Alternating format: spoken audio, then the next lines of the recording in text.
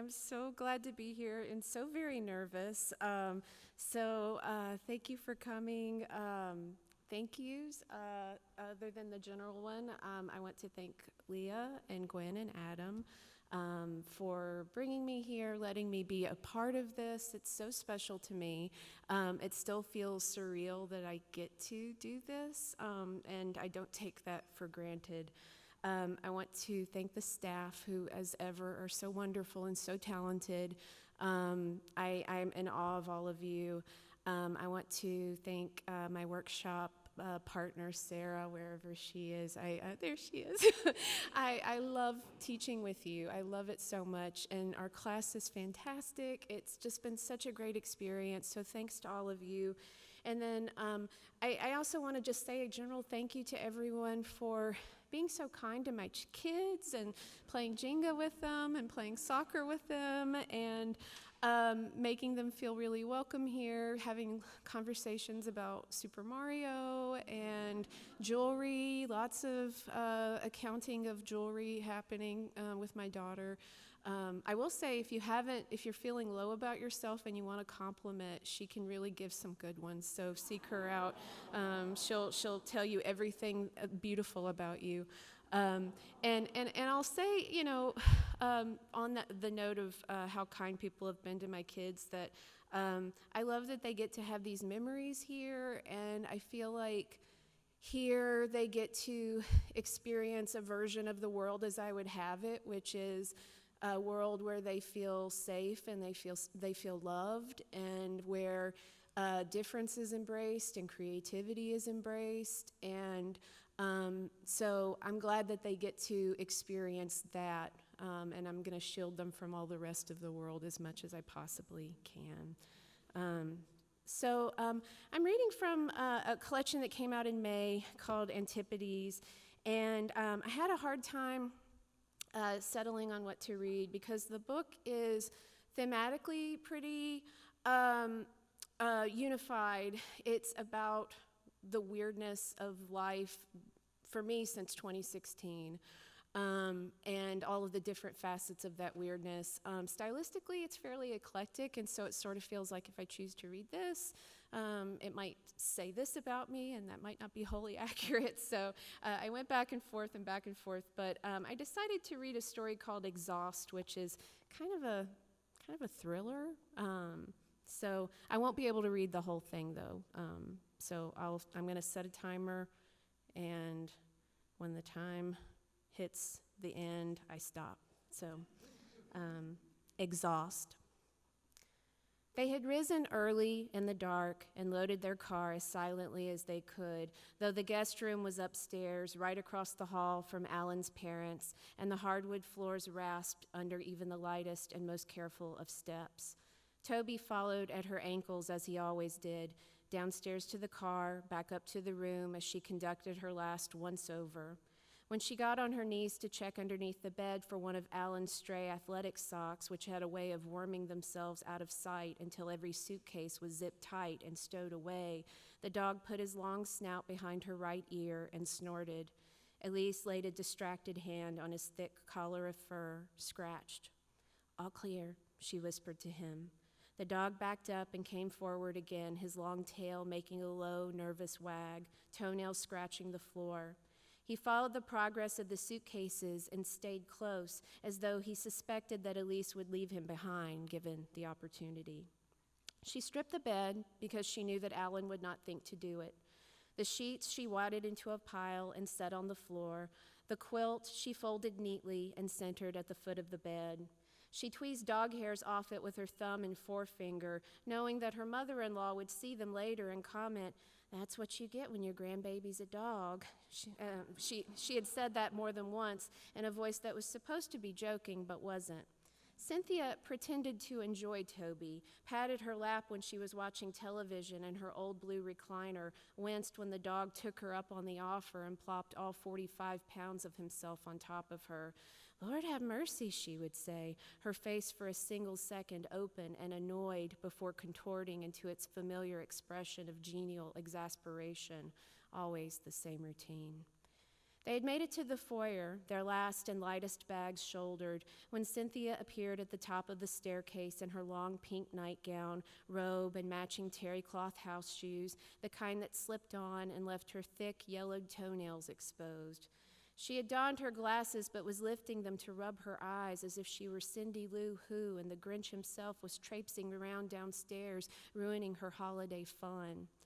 "Mom, we just told you to sleep in," Ellen said. "We're practically out the door." "Don't you want some coffee, some eggs and toast?" she said. She started heavily down the steps, clutching the banister for support. "I don't know why on earth you have to be on the road this early anyway." Elise, as was her habit, stayed silent. Ellen sighed and glanced between them. "We have to stop twice to charge the car, and we want to beat the bad weather. We told you that. We both have work in the morning." "I still don't understand why you got a car like that. What if the charger's broke? What will you do then?" "We have an app on our phone," Alan said. "Someone used it yesterday with no problem. The charger's fine." "At least take a cup of coffee with you," Cynthia said, already moving toward the kitchen. "I don't think I could sleep now if I tried. You hear every little peep in this house." This, too, was a refrain of hers, and Elise reminded Alan of it every time he tried to put a move on her in the creaky brass guest bed when he insisted that he'd be really quiet. No one would know a thing. "Cynthia, we can just grab something when we stop to charge," Elise said. "I don't think I could stomach coffee just yet anyway." "I can't believe the price those places charge for coffee," Cynthia said. $4 for coffee and milk." "Mom, we're not going to spend $4 on coffee," Alan said. "It won't take 5 minutes to perk." Elise played her trump card. "The forecast is looking bad in West Virginia. I know you wouldn't want us driving through the mountains right as the snow hits." All right," Cynthia said. She put out her arms and waved her hands at Alan, beckoning him for a hug. He surrendered to her, letting her fold him against the bulk of her heavy breasts and smack his cheek with loud, cartoonish kisses. She subjected Elise to the same treatment, a ritual that had always made her cringe with discomfort. She hadn't come from such demonstrative stock as this.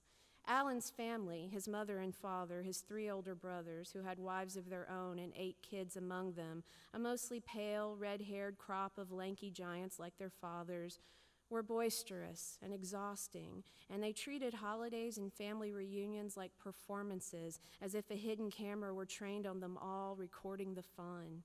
To be embraced by Cynthia was so intimate as to constitute a kind of violation.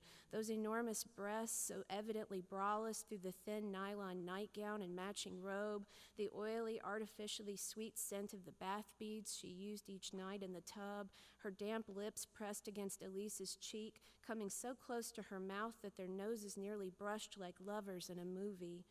On the long drive between Pittsburgh and Charlotte, Elise would have time to feel guilty about her distaste for this woman who, despite her bullheadedness and sometimes outright obnoxiousness, was her husband's mother, and a very good one, Alan had always insisted.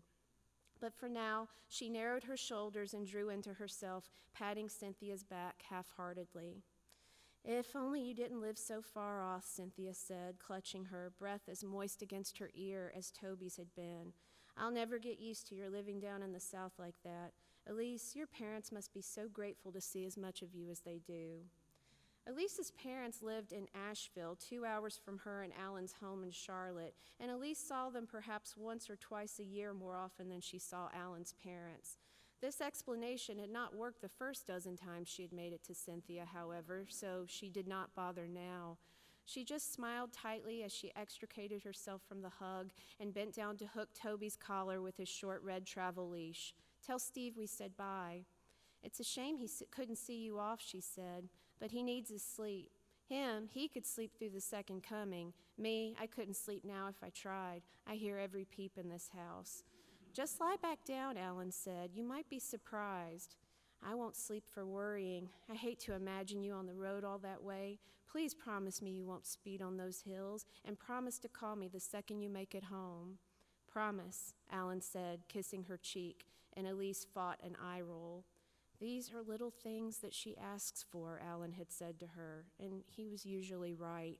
It was a phone call. It wasn't the end of the world.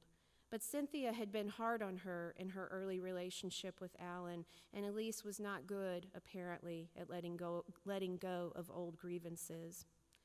They made it out the door finally, got Toby situated in his bed in the back seat. The car was toasty warm, the windows defrosted.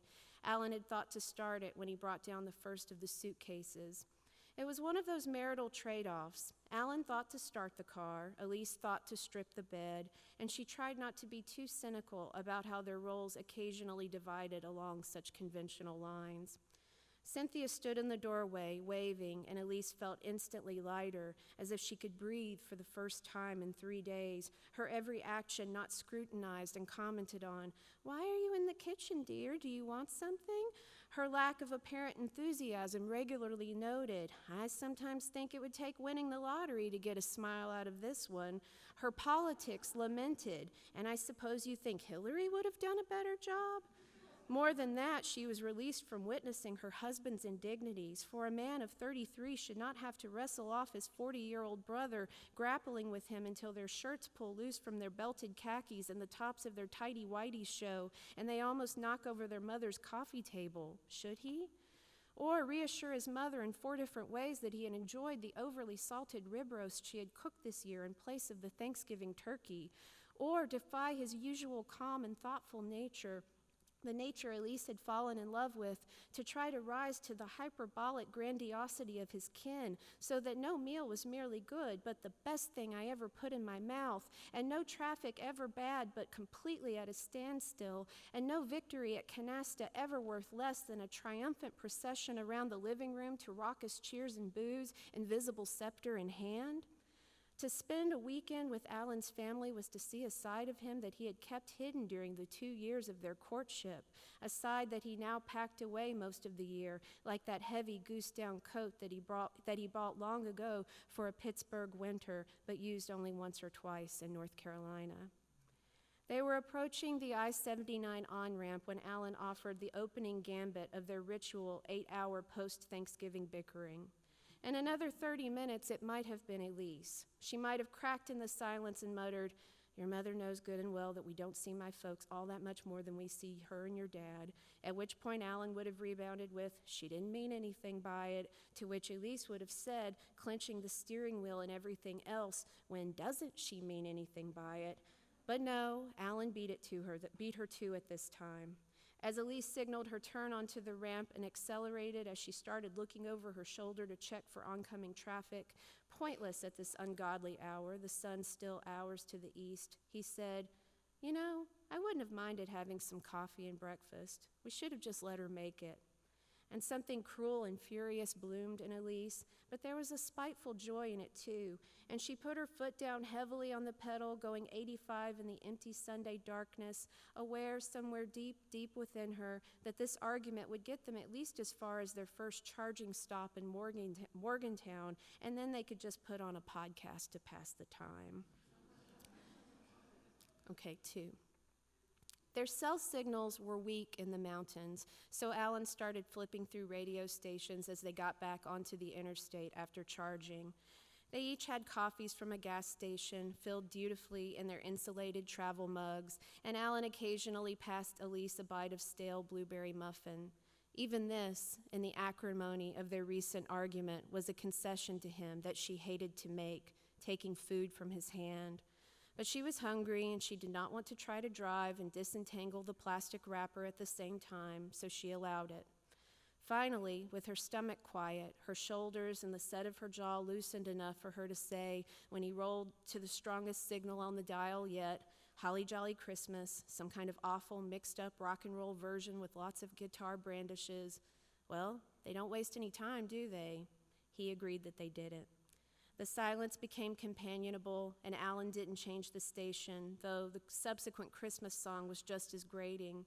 It was cheerful noise in the gloom, and though it was a little after 5 a.m. now, the sky was overcast enough that there was still not much sun, just a vague haze to the left of them, like the brief glow of a television screen after it has been shut off. These trips were always stressful. They brought out the worst in her, and though they didn't bring out the worst in Alan, Elise wasn't convinced that he had a truly bad side. His darkest self was the one that cried, "Eat it," when he beat her at a hand in a Randolph family penny poker game. They made him a little spacier, a little less thoughtful than usual. He became, in the presence of his bullying big brothers, her own bullying big brother, teasing and pestering and needling her with comments that he knew would set her off, like the one about his mother making coffee and breakfast. And all of this, after 8 years together, hit a little too close to home. It was on these long drives to and from their families that their most naked fears about the marriage surfaced. On drives such as these, Elise had admitted tearfully that she resented shouldering most of the burden of the housekeeping, though she and Alan both worked full-time. "Just tell me what to do and I'll do it," Alan said, sweetly earnest, but somehow missing the point at the same time. And Alan, on another trip, or hell, maybe it had been the same one, had said, "I'd appreciate it if I didn't have to have a special occasion and a bottle of wine to get a goddamn conjugal visit." They argued about their jobs, about how to spend their money, and about where to spend their free time.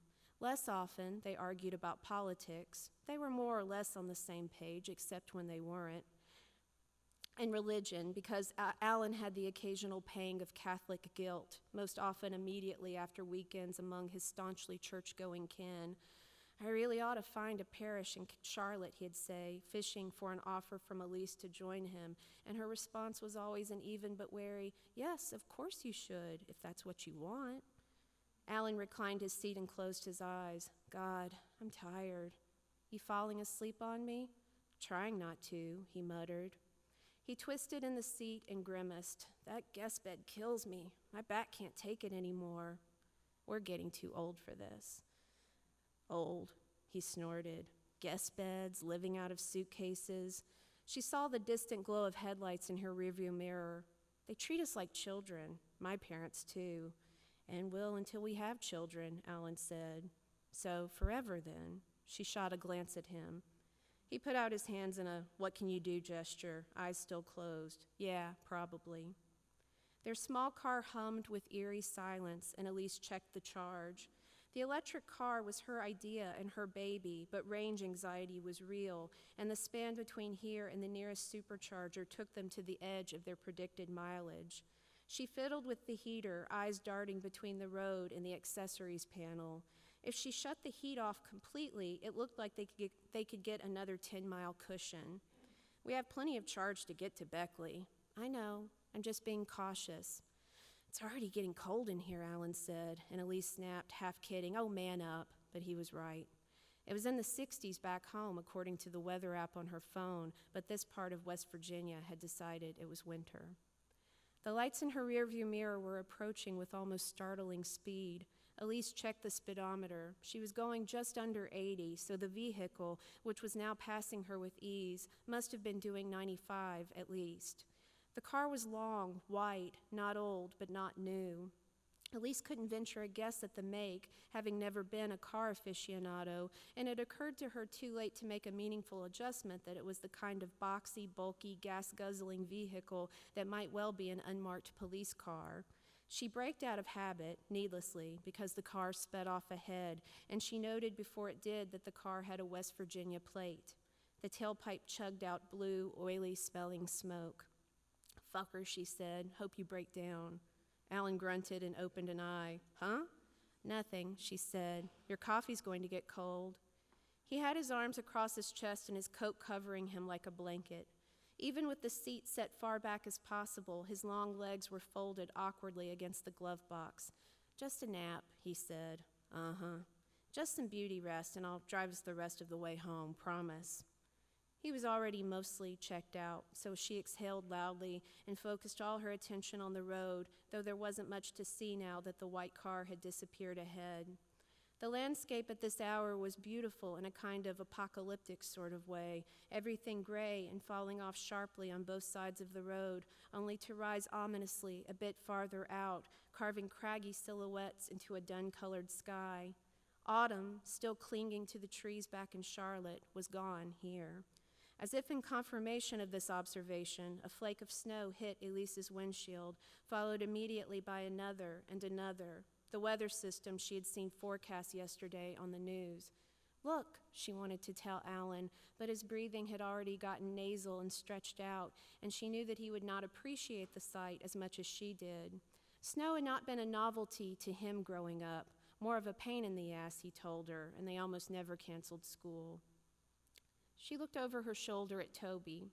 He too was asleep, gray nose tucked into his tail. Her boys, her tired boys. She was tired too, so she sipped her coffee and tried very hard not to feel so lonesome.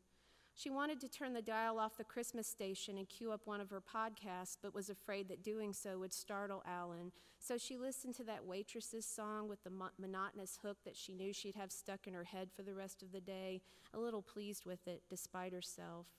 The way Alan would have been pleased with the snow, despite himself. There were things in a life that you appreciated because they had their time and their place and pretty much left you alone otherwise. Snow, Christmas carols, distant family. She turned a curve and braked suddenly because the taillights appeared out of nowhere, the car they belonged to going slowly enough that Elise wondered for a moment if it wasn't getting ready to pull onto the shoulder with a flat. She signaled and floated into the left lane, heart thumping. She'd put her hand on her chest, a prissy, uncalculated gesture that made her laugh at herself a little. Jesus, she hissed as she went ahead, and she saw that the car was the white one from before, the one that had been going 90-something and passed her as if she were sitting still. A Chevy Impala. She could read the make as she cruised by. She looked ahead again, feigning disinterest as Alan's window lined up with that of the other car's driver. She didn't want to be caught staring. She was satisfied, though, that the car wasn't pitching to the left or right. There were no obvious signs of distress. So she applied enough speed to get ahead of it and tried to scope out the driver in her rear view. She couldn't see much, but she felt certain the person was male, probably texting. She hoped that the braking had roused Alan so that she could complain to him, but he murmured and shifted and didn't open his eyes. She resumed going 80 and started watching for the exit to Highway 19. Alan accused her jokingly of road rage. She took other people's driving personally and held short-term grudges. If the car that cut her off in tight two-lane traffic later got caught behind a semi so that she could roll past it, the tortoise to its hair, she cackled triumphantly and told Alan, "That's what you get when you don't have any patience." When a car rode her bumper, she started braking so sharply that Toby would get up in the back seat, circle, and drop with a huff as though voicing disapproval. It was, like the bickering, something to do, a way to occupy the mind on a long trip. She could admit that much. But when the lights of the Impala flashed brightly again in her mirror, bearing down on her as quickly as it had the first time it passed her, Elise felt not rage, but a tremor of unease. The Impala was fucking with her. Maybe it was her and Alan's bumper stickers, which were a little crunchy but not outright political. They'd bought this car after the election, trading in the Bernie Sanders sticker still attached to their old Toyota, and she hadn't had the courage yet to replace it with a candidate for 2020.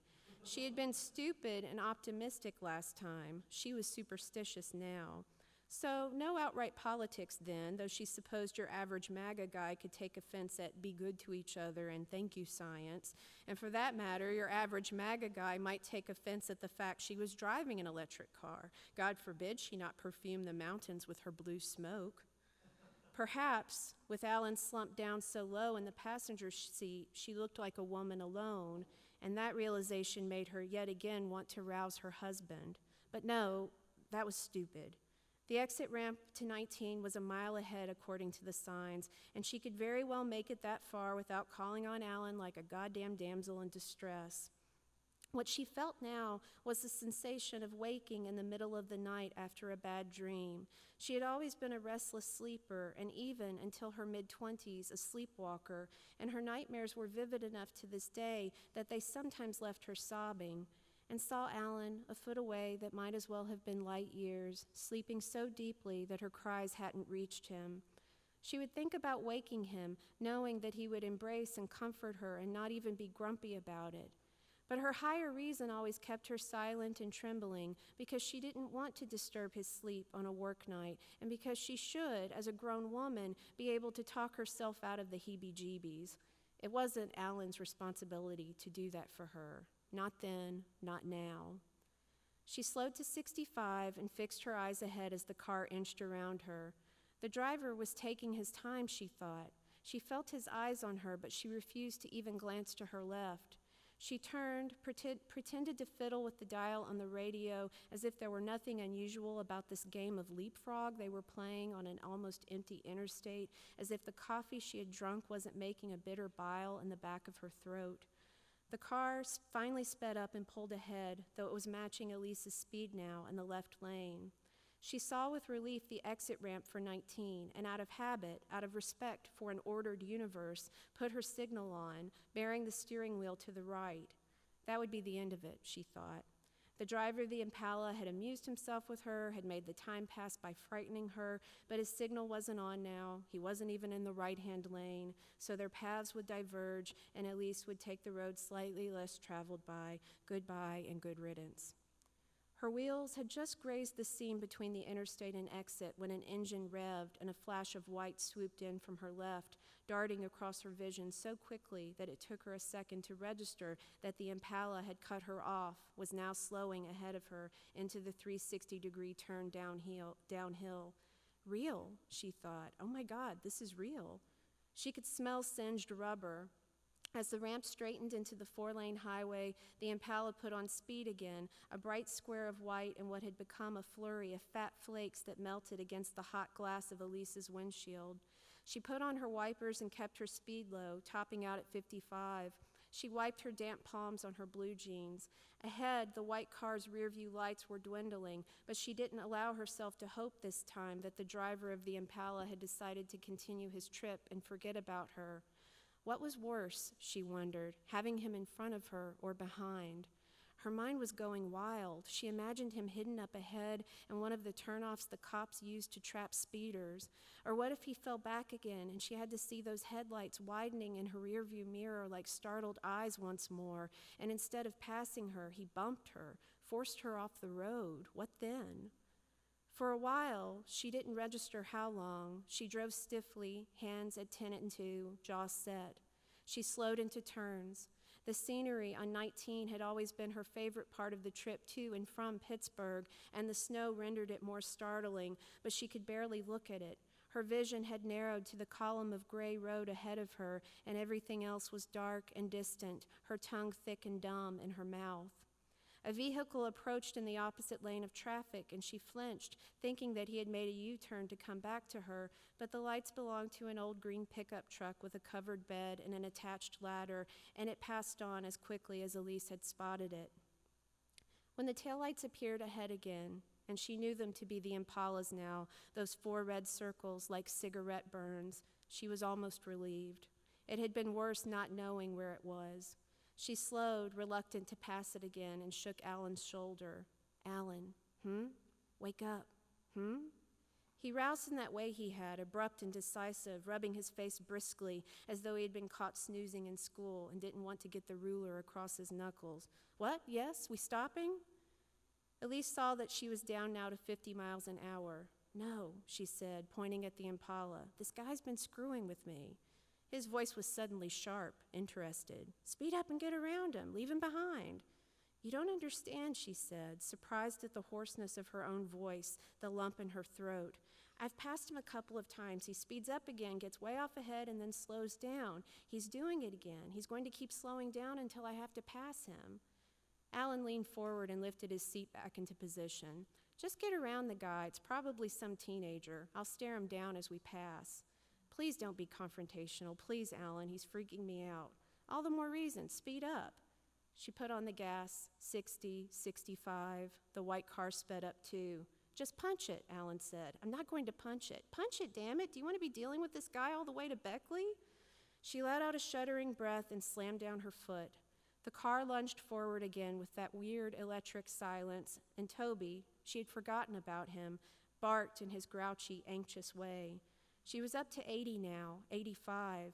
The Impala stayed 2 car lengths ahead, 90. Elise knew that the Impala probably had at least 6 cylinders, that she wouldn't be able to outrace it if the driver was determined not to let them. They were doing a trembling 95 now, and out of habit she glanced at the car's efficiency indicator and saw, predictably, that they were in the red. If they kept this speed much longer, they definitely wouldn't make it to the next supercharger. "Alan, keep going. I think he's coming off the gas some." "Damn it, Alan," she shrieked, and she was lucky that she had refocused her eyes on the Impala's back end because she saw his taillights brighten in barely enough time to brake herself and make a sharp turn to the left lane. Toby fell heavily into the floorboard with a howl, jostling the back of Elise's seat. "Go, go, go," Alan was saying, and she laid down on the pedal again, not daring to look to the right at the driver or even at Alan, because she heard the first trace of real fear in his voice just then, and that meant that this was serious, that she hadn't just been working herself into a panic over nothing, and she didn't want to see her terror mirrored in his expression. And that's where I will stop.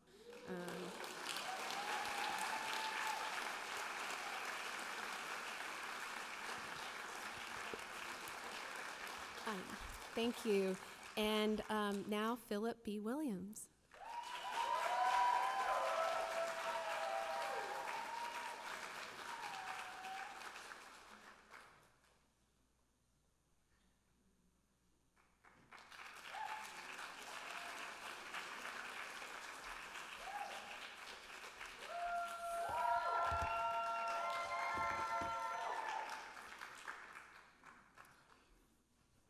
Hi. I'm going to go for 20 minutes, so I'll probably be done around 9:03. I will not go past 9:03. We are hungry and sleepy and tired. Thank you for having me. I'm supposed to do the whole naming thing, but I don't remember names when I'm anxious. So if you invited me here, I love you. Thank you. Appreciate you. Quick announcement. So while I was here, my novel was accepted for publication. We sold it.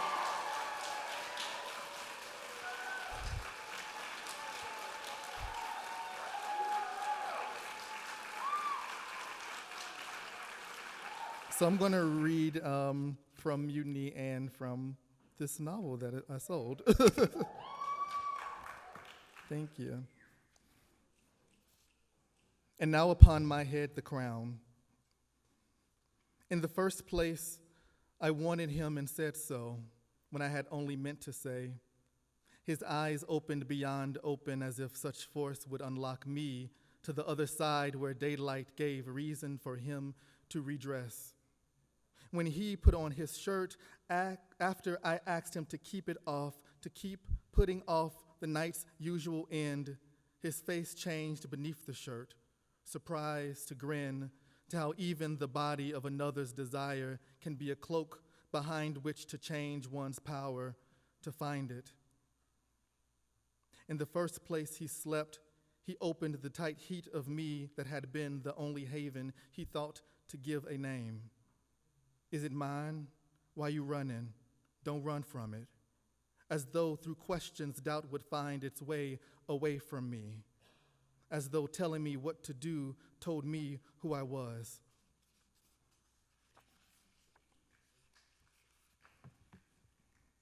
The name of the novel is Ours, O-U-R-S. Viking bought it. A tentative release of early 2024. So I'm just going to jump around. Chapter 1, Blood and Light.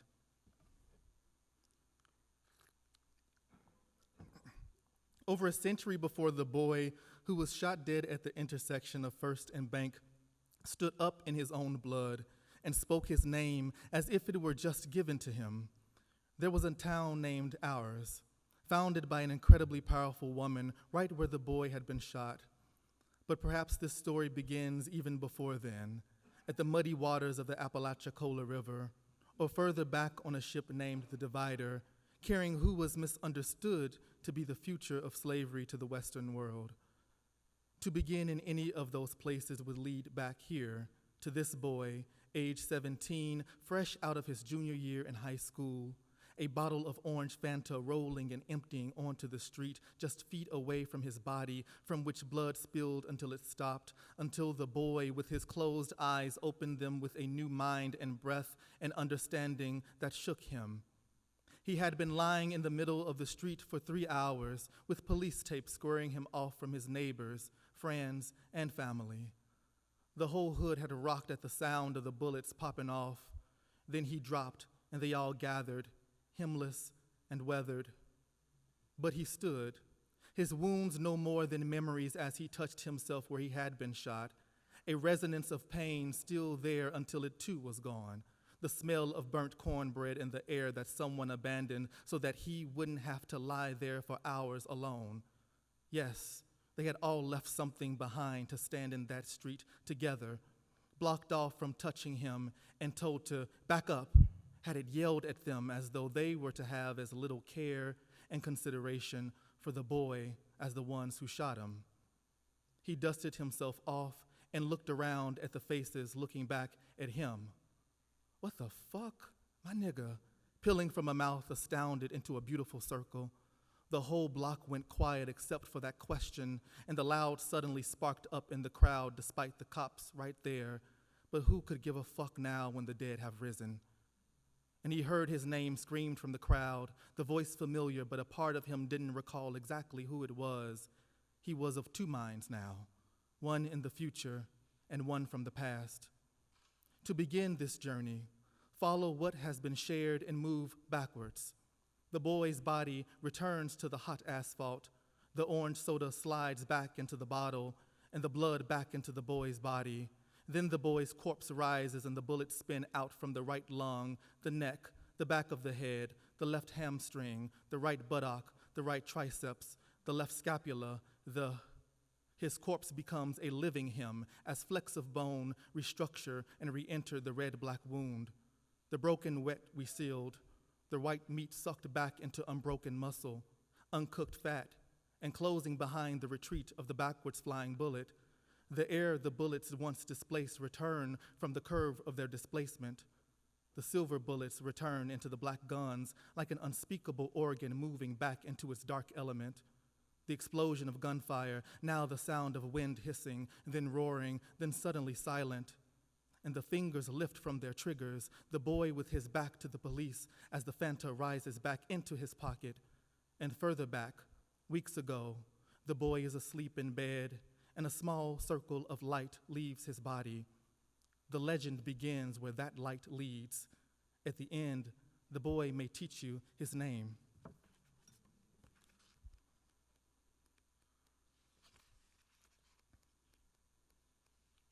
Hunter, when you were mine, though not mine at all permanently, just a body for loneliness, a loneliness interrupted, interruptive. The sky opened like a secret in a mouth with a word in it, word with an arrowhead in its flank.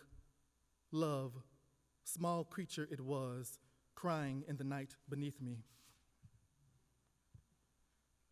Chapter 10, Frances and Joy.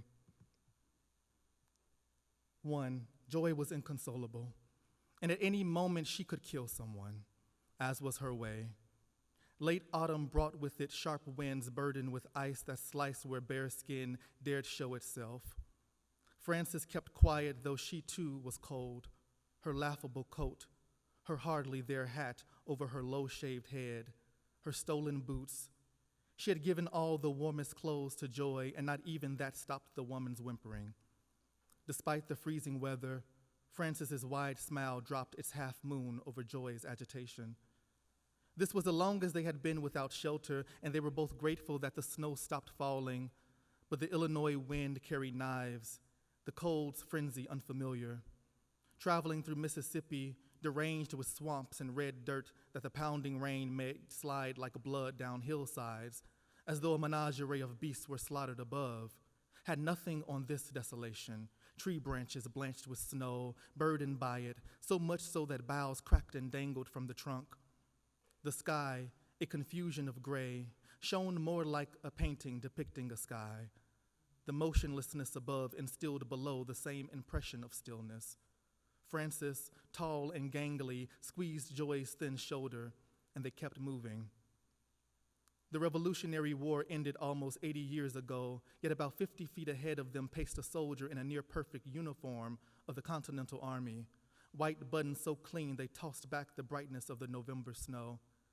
As Francis and Joy walked closer, they saw that he was about 60 years old and had a mule with him that rested under a shelter made of wooden planks stacked above two large stones. They nearly marched toward him, Joy wanting the mule and Frances wanting the single shot she spotted lying at the man's feet. Joy walked behind Frances. The man, dressed in a uniform from a war before his time, spotted them and picked up the gun. His mind was racked. His teeth were rotten. He looked in Frances's direction, but was unable to keep his eyes steady. The mule's ear flicked, touched by a snowflake. The weather was close to turning cruel. The man shouted something incoherent and aimed the gun at Frances, who walked toward him without stopping. Her wide-brimmed hat shadowed the top half of her face, her cheekbones sharp as though carved from the icy wind. The man shot directly at Frances's chest, but fell to the ground, a wound the size of the bullet in his own chest. Frances picked up the gun and wrapped it in a piece of cloth. She handed it to Joy, who put it inside a bag she had hidden beneath her thick shawl. Frances lifted the man's hat from his head and tossed it to Joy, who, smelling it and wincing, reluctantly put it on her head. Frances looked up into the sky as though listening to good advice. Joy coaxed the mule from his dwelling with a bit of pear. It must have been very hungry to move because when it walked to Joy, she found the beast had a limp. She shook her head and licked a snowflake from her frown. "It won't do as is," she said to Frances. Frances walked over to the mule and touched the front leg. She held it there for a moment and then said, "Should be fine now." And it was, walking like a new man. Joy rode bareback in circles on the mule while Frances looked for more ammunition. Finding none, she told Joy to drop the gun, but Joy refused. "There's bound to be shooting folks where we're going," Joy said. "We can at least look like shooting folks." Frances watched carefully as Joy hid the gun within the myriad folds of fabric she wore. "Leave it," Frances said. Her voice broke through the frost-flecked air. Joy's lips shook. She unhid the gun and tossed it behind her. She knew it was for the better and resented Frances for the necessary reminder. The two walked northwest to where Frances said she felt pulled, a tether cinched to her chest and leading to the unknown destination. Snow fell in large flakes from the pale sky and collected in Joy's hair that draped down in waves just below her shoulders. She looked like a bride who abandoned her groom and a few other lives all at once, decked out in several gorgeous shawls, still carrying the perfume of their prior owner, a patchy fur cape and the dead man's hat, every piece of her improvised wear taken from somewhere else. Her honey-colored eyes cut through the snow like a cat's mid-hunt, and she squinted more from unhappiness than discomfort. "We go this way, we'll be close," Frances said, pointing. "Close but not there, close still, and still not there." Frances ignored Joy and sighed and scratched her sinuses, mumbled something ornery under her thin voice, or curled up the corners of her mouth, which Frances couldn't see but assumed Joy was doing anyway, as it was her way. When they made it to the Mississippi River, they looked for a dull light said to be floating over the water. They had snuck onto plantations as resting points as they made their escape, staying with enslaved Africans whom they offered to bring with, but were told not this time, which meant please come back when we are ready. An elderly enslaved cobbler told them the story about a woman who freed all the enslaved Africans in several plantations and walked them into the river, each and every one child, so the water could take them back to Africa. She told them the light they needed to look for was the spirit of the woman waiting for anyone who wanted to join with them people. But the enslaved cook said she heard the woman was an enslaved African who killed everybody on the plantation because she lost her good mind and only had the bad one left. She killed others who were enslaved and their so-called master before escaping on her own into a thick delirium that drove her straight into the muddy waters. As a thank you to the cook, Frances walked into the big house. Gunshots rang. When she came out, she told the enslaved cook, "Well, looks like Massa dead, wife too, shot herself, then himself." She then went to each overseer and taunted them to shoot at her, and they did, and each died right there with a bullet wound where they had aimed at Frances.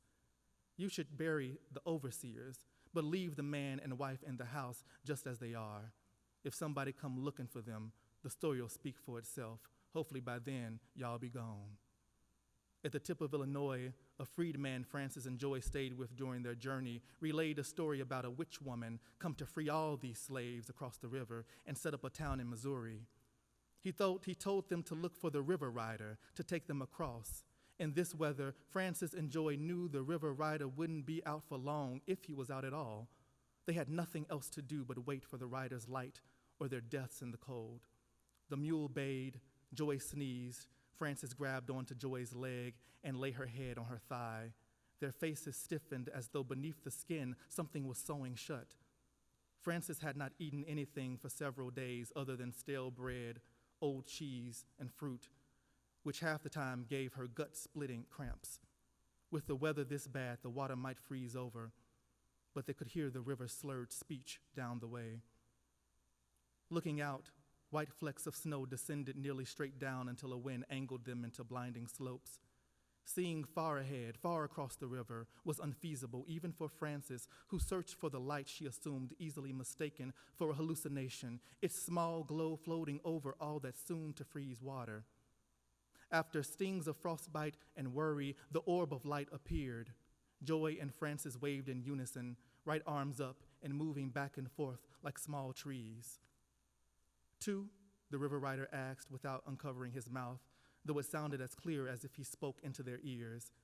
Frances nodded. The river rider counted a second time. "No babies?" Frances shook her head. "Mule can't come," the river rider said, and prepared the raft to disembark. The rider nodded and the three made their way across the river. In the raft's wake, ice forced apart by the oar and the raft's flat body gradually reformed until it seemed nothing had passed through at all. Frances heard in the water's darkness the loudness of bones, which was the sound of ice cracking as it caked in close behind them, ice that was broken asunder, reuniting in the drift while the oar dipped and pushed through the freezing water with no lasting consequence. And the journey of the three of them across split earth called the Mississippi River was a kind of merging of the land itself that slushed in the silted and muddy waters as though to keep a promise that it would indeed unite those two sides of the United States where, like a plague, colonizers ravaged the nation in utter disregard of those who had been there prior, those who, in the wake of Europeans vanishing before their eyes to become this new thing altogether called white, found themselves diseased with smallpox and scriptures, overhunting and greed made so manifest that it reshaped and voided out forests more ancient than them all, and possibly older than the river. Wide-hipped and unenchanted, which is all to say, save for the three of them, there was no life there. Crossing over the upper slush, Joy's silence melted into a warm hostility. She sat cross-legged in the center of the raft and emoted. If they hit a rough patch of ice, she cut her eyes at Frances. If Frances sneezed, Joy sucked the roof of her mouth. When Frances unsuccessfully tried to talk to the river rider, who responded with one word to her questions or not at all, Joy flared her nostrils and exhaled hard. This was Frances's fault after all, them having to trudge through mud and patrollers' blood, then through snow and frost-laden branches, now through a river keen on becoming a solid mirror as the last pieces of rime crystallized over the water like patience in a dying man's body. Mississippi River continued to harden beneath the river rider, Joy, and Frances. Undisturbed by the cold and the jagged motions of the raft that periodically stalled their journey, the river rider stood close to the front edge as he oared the small party to where ice appeared like a fortress ahead, engulfing earth and sky in dizzying white. His red wrap interrupted the snowy landscape like fire melting a watercolor. And when the river rider pushed the oar, his shoulder stray fabric licked the air with its flame. With a scrape, the raft slid onto the land, and the jolt pulled Joy away from thinking about the end of the world. Thank you.